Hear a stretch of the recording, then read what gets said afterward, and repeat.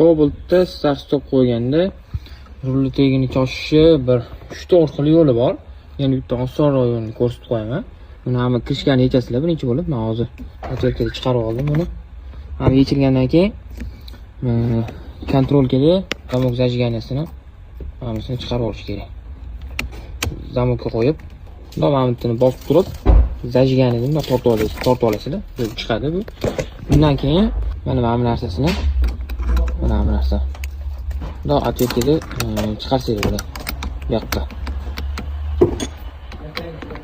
Bo'ldi. Bunimiz chiqdi. Mana shu narsa rul stopper. Mana shu narsani olib qo'yamiz. Keyinchalik mabodo yana qaytib tutunib chiqsa bo'ladi. Buni qo'ygandan keyin mana bu joyiga yig'amiz mana. Birinchi etapni yig'ib oldik. Hop, keyin zajganasini bor. Buni o'zi ishlayveradi kakadojini. O'zini holatida. Bo'ldi. Ishlamasa taraqlab yoki u yoq bu yoq qilib yurmaydi. Bo'ldi. Zamogimizni yopib qo'ydik. Hop. Mana. Kakadojning o'zini holatida ishlayveradi. Lekin rul qutlanmaydi. Keyinchalik mabodo mana bu narsasini qaytib yig'ib qo'ysa ham bo'laveradi.